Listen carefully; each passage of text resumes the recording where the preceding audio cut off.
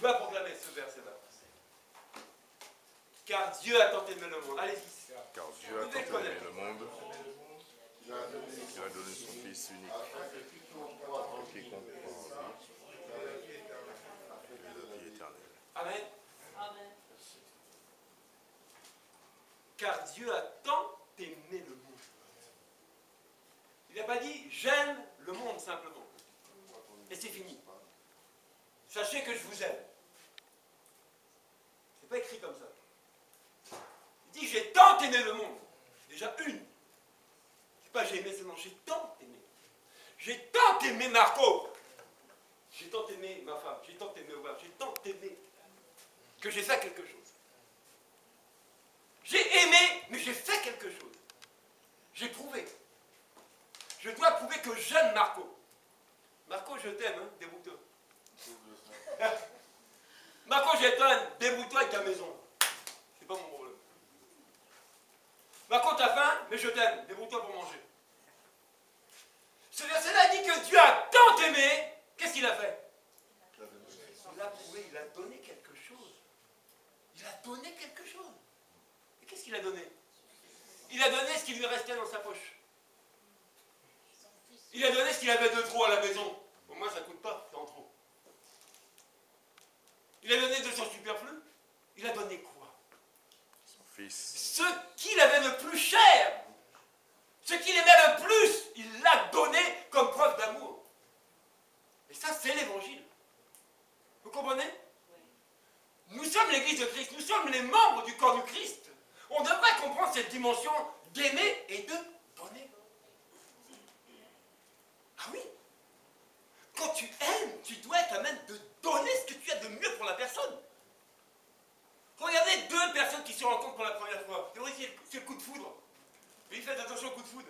La foudre, elle tape une fois, tu ne l'entends plus. Souvent, on construit des couples sur un coup de foudre, mais quand il n'y a plus de foudre, on dit hé, ça tombe plus chez nous deux. Jusqu'à quand il y a un autre coup de foudre pour... Mais regardez, moi j'aime regarder ça. Regardez même dans la nature nous enseigne. Regardez des animaux des fois. Ils se battent pour préserver l'autre, pour défendre l'autre. C'est incroyable, hein? Nous, on se bat pour détruire l'autre. Alors qu'on devrait se battre, combattre pour garder l'autre, pour préserver l'autre. On ne sait plus pratiquer ça, c'est fini. On sait parler seulement. Ah, parler, je vous dis, on est les meilleurs à parler. Mais dans la pratique, on est pitié. Mais Dieu a dit quoi? Jésus a dit, ne vous bornez pas à écouter ma parole, mais mettez-la en pratique. C'est le discours de notre frère Serge. Lui, il n'en démord pas. Dieu aime ceux qui pratiquent sa parole. Et c'est dans la pratique de la parole qu'on voit Dieu. Amen. Dieu a dit, je parle, je m'adresse au monde, je vous aime tant. Maintenant, je vous le prouve, je vous donne mon Fils. Croyez en lui. Ça, c'est ma preuve d'amour. Dieu a fait sa part, non? Il ne va pas alors recommencer à redonner un nouveau Jésus, c'est pas possible. Ça a été fait une fois pour toutes. On ne recommencera pas avec un autre. Dieu a parlé, il a agi. Dieu a parlé, il a prouvé ce qu'il a sorti de sa bouche. Il l'a prouvé par un acte. N'oubliez jamais l'enseignement de Jésus. Il dit, vous serez jugés selon vos actes. Parler, c'est parler. C'est comme on va faire, et toi tu fais rien, tu restes assis. C'est on, sauf moi. C'est moi qui a parlé. Dieu a parlé, Dieu a agi. Il l'a prouvé au monde, son amour, jusque-là. Tu peux te rassurer, moi tu aurais resté là. Il y a un peu de gymnastique. Vous voyez, aimer selon Dieu, c'est aussi donner. Est-ce qu'on sait faire ça aujourd'hui? Si je vois Marco dans la difficulté, je sais que par exemple, Marco, allez, c'est le 25 du mois, et puis bon, il n'a plus rien dans sa poche. Je le sais, j'ai l'information que Marco n'a plus d'argent. Qu'est-ce que je fais? Si j'aime Marco, et je peux faire quelque chose pour lui, si Marco, tiens, tu vas acheter des saucisses chez Charcutier. Parce que j'aime Marco, je donne. Vous comprenez, je donne. Moi, j'ai dit, je m'en fous si j'ai rien. Si j'ai rien, je m'en fous, je donne. Il faut qu'il mange. Vous comprenez ça? Ça, c'est aimer. Et c'est pas dans la bouche seulement. On est tous ici, on se connaît plus ou moins. dans la semaine à la pensée d'appeler un frère, d'appeler une sœur, d'aller visiter, de prier pour eux, au lieu de prier seulement pour toi? Qui vraiment, soyons sincères, a cette pensée-là? Ah, je sens qu'il va visiter un verre. Allez, je laisse mon occupation, je laisse ce que j'avais à faire, tant pis. C'est d'abord visiter mon frère. Et souvent, vous verrez les témoignages. Que le frère était aux abois. Tu feras d'abord, oh, mais c'est Dieu qui t'envoie. C'est Dieu qui t'envoie. Donc tu ne l'as pas appelé, tu viens, parce que tu es convaincu qu'il faut que tu ailles vers ton frère. C'est Dieu qui t'envoie, mon frère, merci. Il y a eu beaucoup de témoignages comme ça, je me suis dit, combien? Mais c'est lié à la parole de Dieu. Aimer, c'est pas nous. Regardez, on est dans un pays qui fait tout. Tout est lié à la fête. Tout. Et tout ce qui est fait chez nous, c'est argent aussi. Mais nous, en tant qu'Église, qu'est-ce qu'on donne? Qu'est-ce qu'on fait? On sait faire pour le monde. Pour Dieu, on ne sait plus. Et l'Église est triste. L'Église est comme ça, est devenue triste. Parce qu'on ne sait plus donner quelque chose à quelqu'un. Donner du réconfort, donner du temps à l'autre. On est devenu, je vous jure, au fil du temps, orgueilleux, avare. On ne pense qu'à soi. Sans harmonie, Dieu donne-moi, mais au bout d'un moment, on dit, ok, mais toi, tu me donnes quoi? Ah, qu'est-ce que tu me donnes en retour, toi? Moi, j'ai prouvé mon amour. Je t'ai donné mon fils. Maintenant, toi, qu'est-ce que tu fais avec mon fils? Qu'est-ce que tu fais? Tu gardes pour toi, je donne. Tu donnes rien, tu lâches rien. Tu lâches rien. Vous comprenez? Si on n'arrive pas à comprendre ça et à le pratiquer, je vous dis, ce qu'on fait là, c'est de la dope, ça ne sert à rien. Dieu est dans sa parole, il n'est pas ailleurs. Il nous a laissé quelque chose de précieux, les Écritures, pour qu'on les pratique. Vous comprenez ça? Le jour où tu as une information que tu ne savais pas, tu ne savais pas. Mais le jour où tu as l'information, moi je te donne un conseil, pratique ça, à ton niveau, mais pratique-le. Si petit soit ta foi, pratique cette parole-là. Tu vas voir, elle va agir dans ta vie. C'est comme ça qu'on a des victoires. Quand tu aimes, tu donnes. Tu donnes, tu partages. L'évangile, c'est un partage. On ne garde pas pour nous ce qu'on a reçu. On reçoit pour donner. On a reçu Jésus pour le partager, pour le donner aux autres. On ne l'a pas reçu pour nous. Aujourd'hui, on prend d'abord à nous. C'est d'abord nous, et puis la parole de Dieu, ça sera après. Ça ne marche pas. Je veux dire, c'est d'abord lui, et toi après. Réalisez, vous êtes père de famille, ou mère de famille. Et puis il se passe une circonstance et vous dites, bon, madame, on intervient seulement si vous nous donnez votre enfant. Tu fais quoi? C'est dur. On peut sauver la situation, mais pour la sauver, il faut nous donner votre enfant. C'est le seul moyen pour guérir ça. Mais c'est ce que Dieu a fait. Il ne pouvait pas arrêter le péché. Il ne pouvait pas. Le mal ne pouvait pas l'arrêter. Il a fallu qu'il donne son fils pour que ça s'arrête, pour ceux qui croient. Et oui, il a fallu qu'il donne quelque chose de précieux pour mettre fin, pour mettre un terme au mal et au péché pour ceux qui y croient. Quand Jésus est venu, est-ce qu'il a fait pour lui, Jésus? Jésus a fait de la même manière que Dieu. Il a manifesté l'amour pendant 3 ans son ministère. Il a été vers les gens de mauvaise vie. Il a été chez les prostituées, il a été chez les lépreux, il a été partout dans les couches sociales. Partout Jésus est rentré. Vous comprenez? Les ministres, les autres, les hauts, les bas, il a été les voir tous. Toutes les classes sociales, il a visité. Mais qu'est-ce qu'il faisait à chaque fois, Jésus? Il se proclamait, ah, c'est moi Jésus. Non, non, non, non, non, non. Il manifestait l'amour du Père dans la vie de ceux qui étaient attristés, malades, infirmes, abattus. Il n'allait pas leur soutirer de l'argent. Il ne leur donnait même pas de l'argent. Il donnait plus que de l'argent. Croire en lui, c'est plus que l'argent. Aujourd'hui, malheureusement, on est toujours axé avec les euros ou une autre monnaie. C'est ça qui prime. Bon, c'est mieux d'avoir un peu dans la poche que rien. T'es moins triste. Mais si c'est rien, c'est pour un temps. Puisque tu crois au Seigneur Jésus-Christ. Il a dit, je ne peux pas t'abandonner. Je ne peux pas te délaisser. Vous savez, des fois, nos misères ou nos quotidiens, ça ne va pas. Et des fois, c'est des épreuves que Dieu nous met. Parce que tu as dit, j'aime Dieu, hein. Et ok. Une petite épreuve. Comme les enfants à l'école. Un petit devoir. Parce que, je vous dis, on part, on se dit beaucoup de choses. Mais est-ce qu'on accomplit ce que l'on dit? Qui connaît ce passage-là? On va le lire, vous allez voir. On va revenir au témoignage de tout à l'heure. Après, on va voir un autre passage qui nous plaît, nous les hommes, surtout nous. Et les femmes vont être contentes.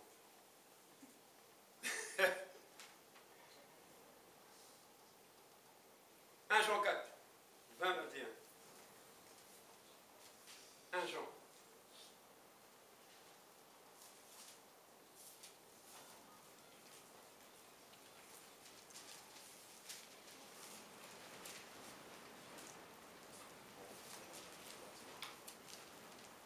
Si quelqu'un dit « j'aime Dieu », c'est bien, c'est une belle proclamation. Alors qu'il déteste son frère, c'est un menteur. Ah. Et si quelqu'un n'aime pas son frère qu'il voit, comment peut-il aimer Dieu qu'il ne voit pas? C'est compliqué. Tu dis « j'aime Dieu », tu ne le vois pas. Je vois Jean-Luc quotidiennement, je ne l'aime pas. Bon, il n'y a pas un décalage entre ce que je dis « j'aime Dieu » et j'ai un problème avec Jean-Luc. Il n'y a pas un... Vous ne voyez pas qu'il y a quelque chose qui ne joue pas? La Bible dit que celui qui dit « j'aime Dieu » est tenu d'aimer son frère. Et je vous dis, c'est pas une option. Hein. Parce que les gens me diront « ah oui, mais tu sais, c'est dur. » Oui, c'est dur. Mais c'est un commandement.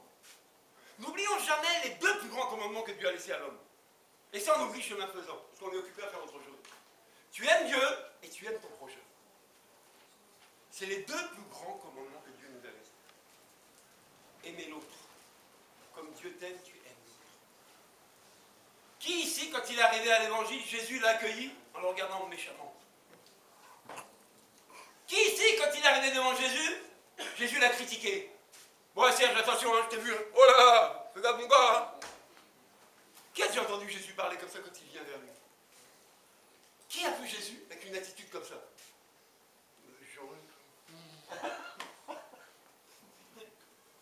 Comment vous avez reçu l'évangile?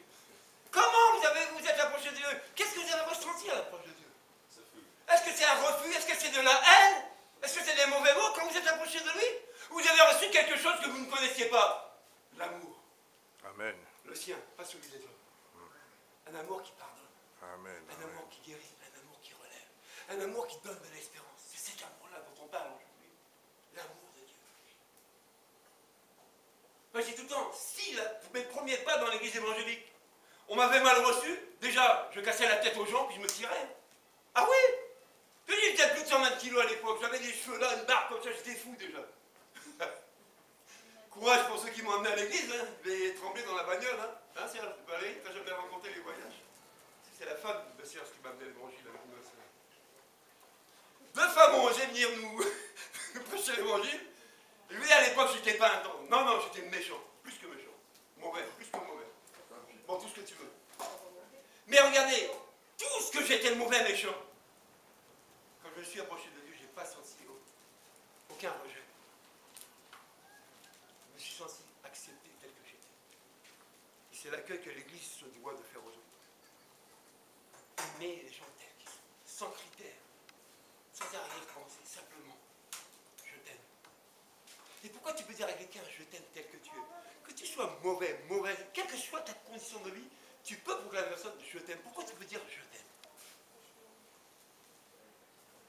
Quelqu'un qui vient, par exemple, me provoquer, qui me jette une canette à la tête, est-ce que je peux lui dire je t'aime? Ben, je devrais pouvoir le dire. Pourquoi? Parce que moi j'ai dit que j'aime Dieu. Ah! J'ai dit, Dieu a entendu, Dieu je t'aime. Il me met devant quelqu'un, moi, qui est méchant. Je fais comment? La Bible dit que si je n'aime pas mon frère que je vois, je suis un menteur. Et à votre avis, est-ce que les menteurs ont une place dans le royaume de Dieu? Ça, c'est l'évangile pratique. Regardez, Jésus a enseigné ses disciples. Il n'est pas parti, il leur a pas donné un diplôme et puis débrouillez-vous avec. Jésus les enseignait, mais après il les a envoyés. Et là, regardez, est-ce qu'ils ont bien suivi mon enseignement? Est-ce qu'ils font bien tout ce que je leur ai dit? Il a vérifié. Il n'a pas tracé, hein. Lui, on trace tout le monde. GPS, balise, tout ce que tu veux, on est tracé. Il leur a fait confiance. Il dit, allez-y. Vous avez reçu gratuitement, donnez en payant. Non? Ah bon? Donnez gratuitement. Amen. Regardez ce qu'on fait de l'évangile, de cette parole qu'on a reçue gratuitement. Et Dieu ne te demande pas de le rembourser. Aujourd'hui, on en fait un business. Excusez-moi, on en fait un business. Donc tu t'enrichis sur le compte de Dieu. C'est grave. C'est très grave. Hier, on était chez un couple. On commence à connaître, c'est Chris et Johanna, c'est des missionnaires anglais. Ils nous soutiennent parce qu'ils ont la même vision que nous pour l'évangélisation. Ils nous ont reçus chez eux, on a partagé. blanchi parmentier. Oh, c'était bon. Vous comprenez? Mais ils nous ont reçus gratuitement. Je veux dire qu'ils nous ont reçus parce qu'eux, ils ont reçu de Dieu et ils donnent gratuitement. Et regarde pas si je suis français, si je suis grand, petit, beau ou pas beau. C'est parce qu'ils aiment Dieu, qu'ils m'aiment tel que je suis. Et vous voyez, quand on arrive à cette dimension d'aimer l'autre, je vous dis, il n'y a aucun problème. C'est comme un puzzle, tu trouves vite les pièces et ça s'assemble. Mais tant qu'on n'est pas dans cette dimension d'aimer l'autre, on patauge avec le puzzle. On n'arrive pas à trouver les pièces. Et on va aller se plaindre. Ouais, je prêche, j'ai les billes, mais ça ne va pas. Mais mon ami, commence par le commencement. Si tu es convaincu que Dieu t'aime, commence à aimer les gens aussi. Jean-Luc l'a dit la dernière fois. Tout ce que vous voulez que les gens fassent pour vous, faites de même pour eux. Moi j'ai dit tout le temps, tu veux gagner quelqu'un, c'est simple, je te donne une solution. C'est pas 50, aime-le. Tu le gagnes. Quand tu aimes quelqu'un, tu gagnes la personne. Même si elle se retranche, tu iras la chercher dans son retranchement à cause de l'amour que tu vas lui manifester. Regardez les moments, les femmes là. Que votre enfant fasse bêtise ou pas bêtise, vous l'aimez. Ah oui, qu'il aille en prison ou pas en prison, tu es la mère, tu aimes ton enfant. Une mère, elle fera tout pour son enfant. Non? Mais Dieu est plus qu'une mère pour nous. Dieu est plus qu'une mère pour le monde parce qu'il a donné son fils, vous comprenez? Il a donné une garantie, une preuve d'amour. Il dit, voici. Voici. Moi, j'ai vu ma femme des fois avec les enfants. Quand ça ne va pas les enfants, elle est triste. Je la vois, je la connais. Et je sais qu'elle est triste par des fois l'attitude des enfants. Elle a un chagrin. Elle est mère, elle l'a porté, vous comprenez? Elle l'a porté. Mais Dieu, qu'est-ce qu'il a fait? Jésus est avec Dieu, Dieu et Jésus, non? Mais il s'est séparé. Il dit, vas-y, je te donne au monde. Mais regardez la manière de donner de Dieu. Il donne, mais il sacrifie. Ah, là, ça monte, hein. C'est pas, Marco, je t'ai donné 10 euros. Hein. C'est plus que ça. Je vais plus loin que les 10 euros, Marco. Je sacrifie ma vie. Ça, c'est la même image, Dieu et Jésus. La même. Je vous dis, si on travaille rien que ça, et qu'on pratique rien que cette parole-là, on est béni. On arrose la région est bénie. Oui, parce qu'on ne veut plus rentrer dans cet aspect d'aimer. On est toujours... C'est ce que Dieu t'a dit. Bon, on monte la barre aujourd'hui. On y va? Éphésiens 5. Qui sait où je m'en vais avec Éphésiens 5? Ceux qui sont mariés. Vous savez où on s'en va là? On y va. C'est Paul, l'apôtre Paul, qui a une belle image de l'Église, une très belle image de l'Église. Il a ramené ça à nous les hommes, entre mari et femme. Et regardez bien, considérez ce passage-là, Christ et son Église, Christ et toi. Mais c'est l'image aussi d'un couple qu'on va partager là. Et vous allez voir que quand chacun fait sa part, c'est la bénédiction. Éphésiens 5, 25, 32. Le premier mariage que j'avais fait à la bénédiction, c'est ce passage-là que j'avais pris. Et j'avais dit aux femmes qui étaient là, le jour du mariage, mes sœurs, vous êtes bénies, vous n'avez pas beaucoup à faire devant Dieu. J'ai dit les frères, attachez-vous. Vous avez une grande part devant Dieu à manifester. Ah, mais je vous dis, hein, c'était chaud. On n'a pas l'habitude hein, d'entendre ces choses-là. Alors, Éphésiens 5, on dit quoi? Au verset 25, on y va. Marie, aimez vos femmes. Marie, aimez vos femmes. C'est pas écrit femme, aimez vos maris. Hein. Écoutez bien ce que je dis. Marie, aimez vos femmes. Comme. Ah bon, il y a une. Comme comment? J'aime ma femme, oui, ben, je l'aime, c'est normal, c'est ma femme. Hein. Oh, puis elle m'énerve des fois, mais bon, je l'aime. Des fois, je me dis, ah, celle-là, tu me rases, hein. C'est écrit ça. Et aimez vos femmes comme Christ a aimé qui? L'Église. Tu es l'Église. Christ t'a aimé tel que tu étais. Christ t'a pas critiqué, il t'a pas engueulé. Je dis, est-ce que Jésus, qui s'est donné pour toi, quand tu t'as mangé, il dit, je vais te cogner hein, aujourd'hui. Ben nous les maris, c'est ce qu'on fait avec les femmes. Je vais te cogner. Continue, tu vas voir qui je suis. Tu ne connais pas encore. Mais ça va plus loin que ça. Regardez l'image que Paul a pris. Et il s'est donné pour son Église. sacrifié pour son Église. Regardez bien cette dimension. Parce qu'on ne peut pas marier deux personnes qui ne s'aiment pas. Ou alors il y a un problème. Ils ont signé des contrats d'argent. Hein, parce que c'est pas possible autrement. Qui ici va se marier si on ne l'aime pas? Moi, je vais prendre une femme. Je l'aime pas, mais je la prends. Mais mon gars, ta tête, ça va pas.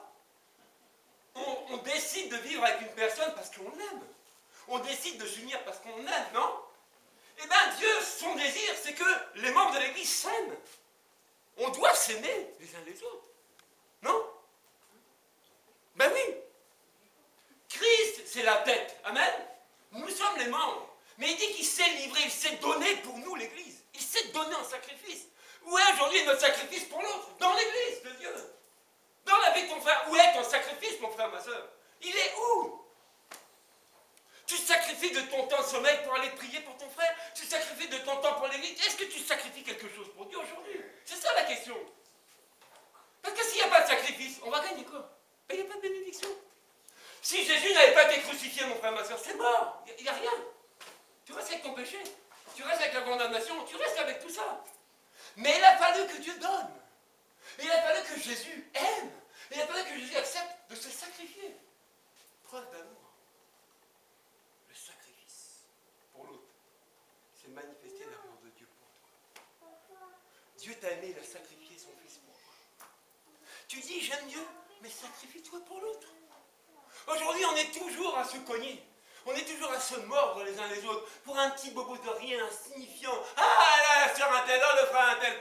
Mais est-ce que c'est ce que Jésus a enseigné ou pas? Ou alors ma Bible, elle n'est pas la même que la vôtre?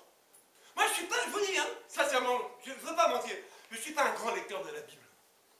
Mais ça, je l'ai déjà lu. Tout, au moins une fois. J'ai gardé l'essentiel, qui pour moi est ma priorité, c'est l'amour. La vie entre la foi, l'espérance et l'amour, c'est l'amour le plus grand. Amen. La foi, c'est bien, mais l'amour surpasse tout. Vous comprenez ça? L'amour n'a pas de prix. Le prix de l'amour pour Dieu, c'est le sacrifice de son Fils. Voir ton amour pour moi, c'est quel sacrifice que tu vas faire? Parce que c'est ça le défi. Je dois 30 fois en Angleterre. Non mais vous comprenez? Pour démontrer à quelqu'un qu'on l'aime, qu'est-ce qu'on fait? Bon, je vous pose une question. Bon, il y a combien de couples ici? Bon, Alain, pour démontrer à Odilia que tu l'aimes, qu'est-ce que tu fais? Tu parles seulement? Non mais entre nous, hein, on va pas diffuser ça sur... Non mais soyons vrais, qu'est-ce que tu fais pour montrer à ta femme que tu l'aimes? Tu l'embrasses ou... Tu prends soin d'elle. Tu prends soin d'elle. Non. Tu prends soin. Arrêtez, on arrête là. On doit comprendre quelque chose aujourd'hui. Dieu a dit, j'ai aimé. Oui, il t'aime, il va prendre soin de toi. Mais est-ce qu'il est resté à parler seulement? Il a fait quelque chose. Hein. Il a prouvé avec quelque chose. Quelque chose de visible, de palpable. Parce que Jésus est venu en tant qu'homme. Les gens ont vu Jésus. Ils l'ont touché. Parce que si je dis à ma femme, je t'aime, bon, elle sait, mais je dis toujours je t'aime. Et elle voit rien. C'est les actes. Les actes, les preuves d'amour, c'est du concret, mon frère. C'est pas de l'abstrait. C'est pas des choses, comment je dis, virtuelles. Non, c'est du concret. Je dois être capable de dire, ma chérie, je t'aime, je t'offre ça aujourd'hui. Par amour. Mais oui, mais c'est une image. Mais je donne, vous voyez, elle doit recevoir quelque chose de moi, de visible. Ah, regardez ce que mon... Mais regardez, le retour est beau. Parce que le retour, c'est un témoignage qu'on doit avoir. Les gens vont dire, ah, mon mari, il m'aime, regardez ce qu'il m'a offert. Et les autres vont dire, waouh, le gars, comment il aime sa femme, regarde ce qu'il lui a offert. Waouh. Mais Dieu t'aime, il t'a offert Jésus, mon frère. Amen. Dieu t'aime, il t'a donné son Fils. Oui, c'est cette dimension-là c'est parti de notre tête. Mais c'est quel évangile? On est où? En quelle année? Moi, je ne comprends plus l'évangile. On est perdu. Au lieu de commencer dans les bases, la base, c'est l'amour. C'est le commencement de tout. D'abord, soyons convaincus que Dieu nous aime tel qu'on aime. Que tu n'aies un œil en moins, un pied en trop, il s'en fout. Il t'aime. Il l'a dit, il t'aime. Il dit que ce n'est pas un Dieu pour mentir. Il l'a dit, il reste à sa parole. Mais il te l'a prouvé. Il t'a donné ce qu'il avait de plus cher. Il l'a sacrifié pour te démontrer qu'il t'aime. Alors, pour un temps, arrêtons de parler. Passons à l'acte. Dieu nous veut dans des actes. Vous comprenez? Ah mon frère, on va, oui, parce que... Ouais, ton discours est bien, il me plaît. On voit rien. Moi, je côtoie quelques pasteurs, hein. Je ne connais pas des fous de serviteurs, mais j'en connais quelques-uns. Mais quand j'ai des projets pour faire quelque chose, vous savez ce qu'ils me répondent souvent? Pas tous, heureusement. Mon frère, on va prier. Oui, c'est ça. Bon, c'est bien, non mais c'est bien. Mais ça fait 20 ans que j'entends ce même discours quand on veut faire quelque chose. C'est toujours on va prier. Mais on ne fait rien. On se regarde et les gens meurent au quotidien sans connaître l'évangile. Bon, on dit jusqu'à quand on va rester dans ce processus-là? Jusqu'à quand? Eh bien j'ai dit on change la donne maintenant. Amen. On va manifester l'amour de Christ par des preuves. On va donner aux gens. Ah oui? C'est pour ça que mon Didier, 2 jours là-bas. On n'a rien à gagner si ce n'est de sauver les gens. Et c'est gratuitement qu'on le fait. On ne demande rien à personne. Rien. Mais nous qui avons reçu Jésus, on doit pouvoir sacrifier, donner quelque chose, rien que pour le salut des âmes qui seront là-bas. Qui va se lever dans ce projet-là? Voilà, on va nous regarder, nous qui organisons, et si on a fait une bêtise, ah, paf, on descend. Alors Régis, ça va bien, paf, oh le Howard, paf, oh le Jean-Luc, ah, on va en prendre dans la tête, hein. Mais tu parles, tu travailles pas, t'as rien fait.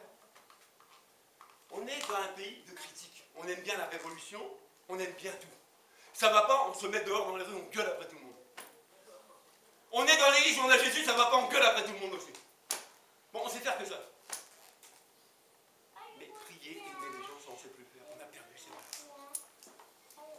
Vous croyez que ceux qui nous côtoient, dans nos maisons, les voisins et partout au travail, quand ils vous voient, que vous parlez de Jésus et de l'église de Christ, quand ils vous regardent bien, ils vous écoutent, vous croyez que ceux qui lisent de la Bible, ça se vérifie dans ta vie? Parce que c'est toi qui les côtoie. Moi, mon propre frère, il n'est pas dans l'église. Hein. Mais quand il y a eu le décès de ma mère en 2007, ça s'est mal goupillé. Pourquoi? Parce qu'on n'a pas voulu passer par l'église catholique et tous les rituels. Parce que le décès de mon père, c'était déjà mal passé. Mon frère dit non, ça finit. Pas une fois de plus. Et à l'époque, j'étais dans l'évangile, je dis à mon frère, écoute, je te propose. Je vais appeler le pasteur de l'église et il va faire la cérémonie d'enterrement. Il m'a dit, ok, on n'a pas consulté toute la famille, c'est nous deux, on est que 2 frères. Hein, on a pris la décision, c'est l'église évangélique. Le pasteur est venu, mais je pensais qu'il venait tout seul pour faire la cérémonie. Il vient avec toute l'église. Écoutez bien, dans un petit village comme chez par ici, là, et tous les membres de mon église, c'est des Ivoiriens. À votre avis, ça a clashé. Des Noirs avec des Blancs. Rendez-vous compte! Rendez-vous compte! Et un autre pasteur que je côtoyais, il est venu lui aussi avec son église, le cimetière avec des Noirs. Pour un Blanc. Mais c'est scandale. Je vous dis, c'était scandale. Et les propos de racisme dans l'enterrement de ma mère, on en a entendu jusqu'au maire. Je vous dis, ça a fait scandale dans les journaux boisés de l'eau. Pendant 15 jours, sur le canard, c'était écrit cette histoire-là. Et bien vous savez ce que mon propre frère a fait? Parce que des mois avant, je lui avais offert une Bible. Il a fait un écrit aux autorités religieuses à Beauvais pour dénoncer ces pratiques. Il a dit, moi, quand je lis, écoutez bien, il dit, moi, quand je lis la Bible, on me parle d'amour. Je dis, tiens, mon frère lit la Bible maintenant. Oui, il y a des gens qui ne sont pas là, mais ils lisent. Ils lisent et ils vous regardent. Vous dites, ah, je vais à l'église, moi je suis chrétien, j'ai été baptisé. Oui, oui, c'est bien, parle. Lui, il a lu. Et vous savez ce qu'il a mis sur sa lettre? C'est pas cet amour-là que j'ai vu se manifester. Ah, paf, il a planté. Parce qu'il faut, soit qu'on est vrai, on est faux, vous comprenez? Mais au bout d'un moment, il faut se positionner. J'ai dit que j'aime Dieu, on ne m'a pas forcé.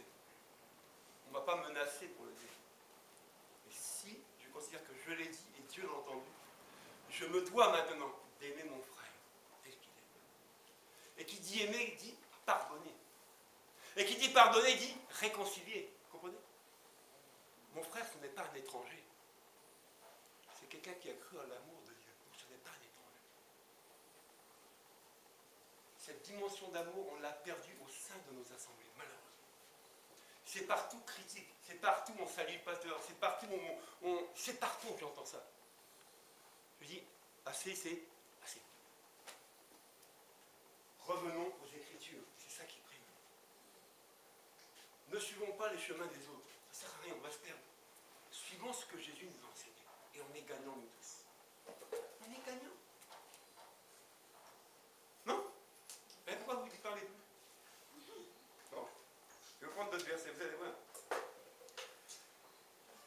Matthieu 20, 28. On va prendre quelques passages. Je vois que c'est du lourd, ça fait mal, ça pique. Mais vous savez, pour guérir une plaie, souvent, on l'ouvre un peu plus. Pour désinfecter loin, et moi on est sûr que ça ne va pas gangréner. Et on a besoin des fois que dans notre cœur, Dieu fasse une bonne saignée, que ça pimente un peu. Et après, ouf, mais finalement ça m'a fait du bien d'entendre ça.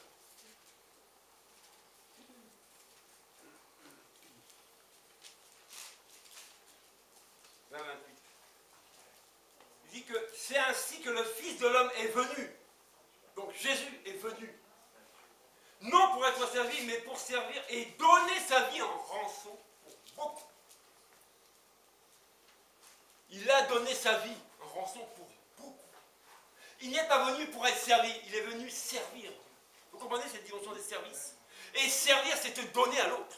C'est te sacrifier pour l'autre. C'est ce domaine-là de service que Dieu veut. C'est pas je suis pasteur. Hé Mathieu, ma chaussure ne brille pas là. Viens me cirer ma godasse. Hé, j'ai besoin de toi. Débrouille-toi, laisse ta maison. Je dois aller là-bas au bout. Prends ta voiture. Tu es béni, mon frère. Tu es béni. Au nom de Jésus. Au nom de Jésus. Moi, quand j'aime quelqu'un, j'ai pas besoin qu'il me demande quelque chose. Hein. Je le fais. Avant d'être ici, j'étais avec des pasteurs. Hein. Mais comme j'aimais Dieu, je savais que le pasteur avait une difficulté pour se déplacer. Il n'a pas besoin de me le dire 2 fois. Il ne me forçait pas, il dit est-ce que tu peux? J'ai le choix quand on dit est-ce que tu peux. Il ne m'a pas exigé. Je peux dire non. Et il ne m'a pas mis la pression pour dire oui. Mais moi, je dis que comme j'aime Dieu, je dois l'aimer. Et aimer, c'est donner. Et bien, je donnais de mon temps, de mon argent.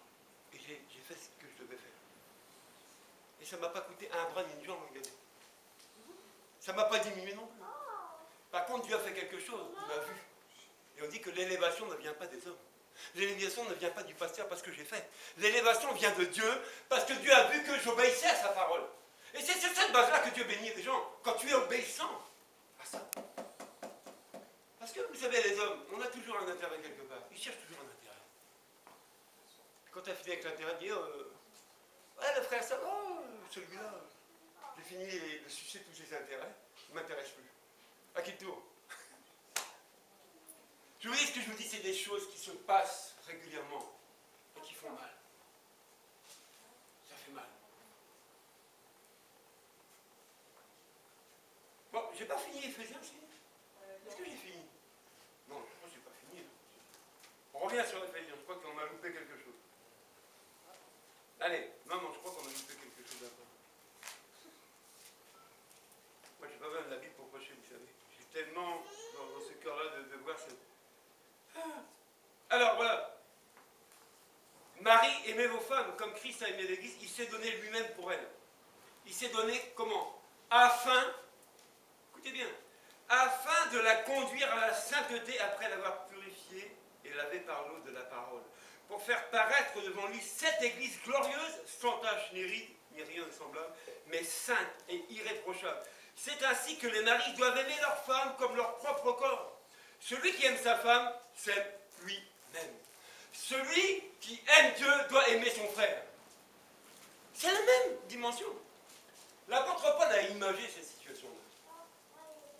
Pour qu'on comprenne, nous, la relation qu'on a avec Dieu et la relation qu'on a aussi avec celle avec qui on a décidé de vivre. Parce que regardez, j'avais un maître auparavant, c'est mon ennemi. Je ne connaissais pas l'évangile. On est d'accord? Ma façon de m'approcher de Jésus, de l'accepter, je fais quoi? Je crée quoi? Une alliance. Une alliance. En son sang. On est d'accord? On suit? Quand je veux me marier avec ma femme, je dis on va se marier.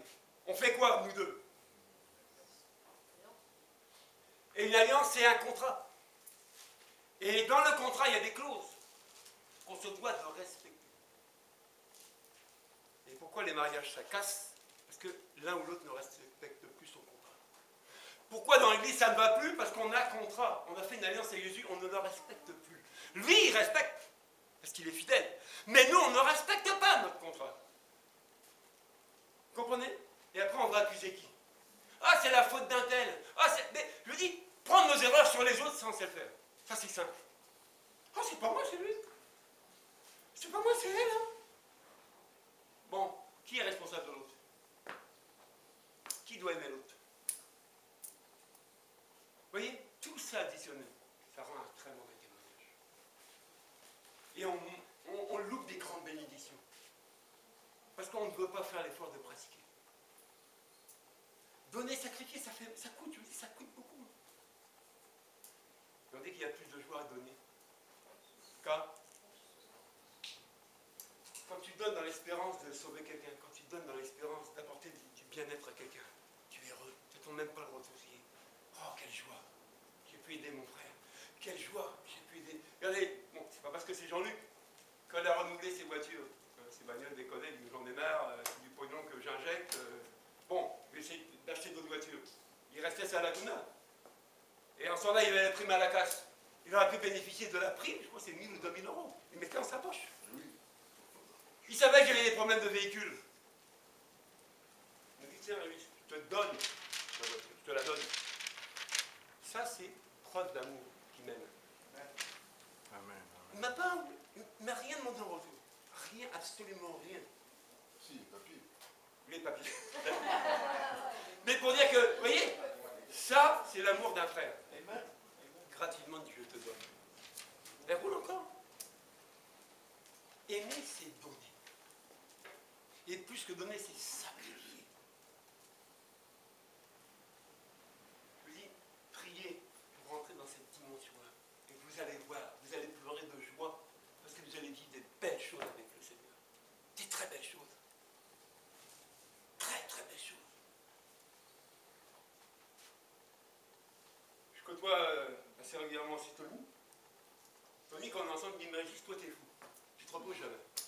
Je bosse la semaine et le week-end, je suis au service de l'église. Bon, c'est jamais. Mais moi, j'ai dit, j'ai fait un choix. J'ai sacrifié ma vie pour Jésus. Vous comprenez ça? Donc, je l'ai fait, on ne m'a pas obligé. On ne m'a pas forcé. Mais c'est un engagement personnel que j'ai pris. Et pas avec la menace de quelqu'un, vous comprenez? Pas pour faire plaisir à quelqu'un. Personnellement, c'est ma conviction. Je dis, je sacrifie ma vie. Ma famille, tout, c'est pour Jésus. Mais c'est ce que Jésus attend de chacun d'entre nous. Son sacrifice personnel. Mathieu, c'est quoi le passage, le culte raisonnable à Dieu? Qui peut me citer ce passage-là? Non, non. Sortez-moi-le. Qu'est-ce qui est un culte raisonnable pour Dieu? On connaît cette référence-là? Raisonnable ou agréable. Qui veut le lire? C'est ton corps en sacrifice. Et mon corps, c'est pas que mon physique. Hein. C'est tout ce qui m'appartient, tout ce qui touche à moi. Je le donne en sacrifice par amour. Parce que Dieu m'a aimé. Et on dit que c'est ça le culte raisonnable que Dieu veut pour chacun d'entre nous. Comprenez cette dimension-là de donner? Si vous partez en Afrique, si vous partez dans d'autres pays, vous verrez que les églises, elles sont bénies. Peu importe si les gens... Mais les gens qui viennent, ils écoutent cette parole-là, ils la reçoivent, ils ne discutent pas, ils prennent leur part. Et Dieu bénit, Dieu guérit des gens, Dieu les délivre. Mais nous, on ne peut pas. Parce que nous, on est cartésiens, c'est ça? Donc nous, on est amenés toujours à réfléchir. On est toujours amené à calculer, on est comme le Thomas, ah non, Jésus, c'est pas vrai, c'est pas toi. Mais au lieu d'accepter Jésus tel quel, et d'aimer l'autre tel quel, et de vivre la bénédiction, non, on discute. Allez, on finit par un dernier verset, et on va prier après, parce qu'on a besoin de prier. Vous savez, quand c'est dur, il faut prier. Demande l'aide, le secours de Dieu. Je ne sais pas où tu en es avec l'amour, hein. Je ne sais pas où tu en es dans ta vie.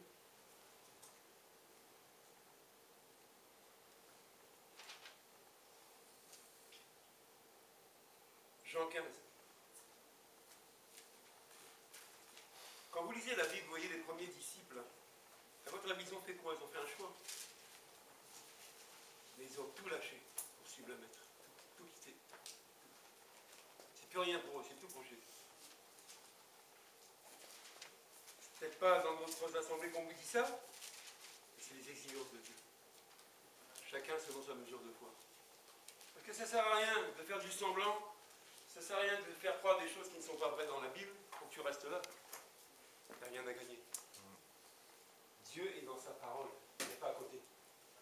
Et sa bénédiction est liée à l'obéissance à sa parole.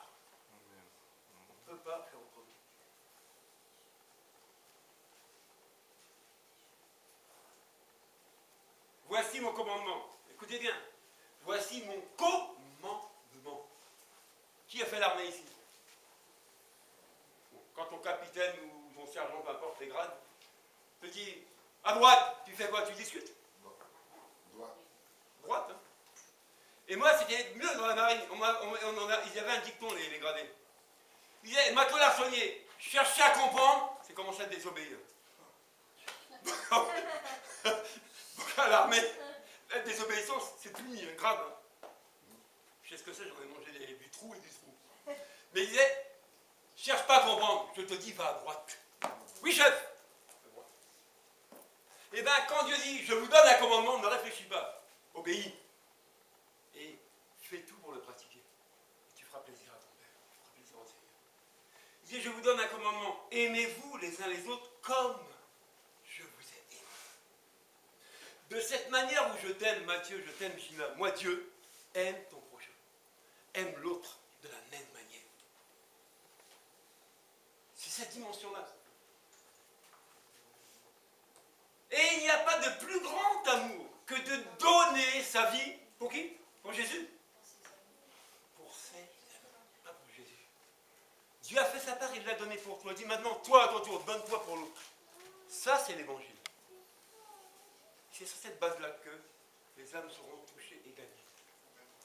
Parce que tu auras fait un sacrifice de ta vie pour l'autre, comme Jésus l'a fait pour toi. Il y a des chants qu'on chante, il s'est sacrifié pour moi. Oui, on sait le chanter. Mais toi, est-ce que tu te sacrifies pour l'autre? On ne sait plus faire ça. Parce qu'on ne voit pas l'héritage que Dieu nous a promis. Il dit, vous êtes mes amis si vous faites ce que je vous commande. Je ne vous appelle plus serviteur parce que le serviteur ne sait pas ce que fait son Seigneur. Mais je vous ai appelé ami parce que je vous ai fait connaître tout ce que j'ai appris de mon Père. Ce n'est pas vous qui m'avez choisi, mais c'est moi qui vous ai choisi. Vous voyez, c'est pas moi qui ai choisi Jésus. Mais cette parole dit, Jésus m'a choisi. Et comment il m'a gagné, Jésus? Comment il a fait pour que je sois convaincu de l'accepter? Oh, je m'en foutais complètement. Mais vraiment complètement. C'est bien une dernière chose que je pensais, c'était à ça. Il a fait comment? Je vous pose la question, comment j'ai pu être convaincu d'accepter Jésus? L'amour. L'amour. Vous voyez, il m'a manifesté son amour, voilà pourquoi je l'ai accepté. Jusqu'à aujourd'hui. Il continue à m'aimer. Même si je tombe, même si je gueule, même si je bougonne, même si des fois je ne suis pas agréable, il m'aime toujours. Il n'a pas arrêté.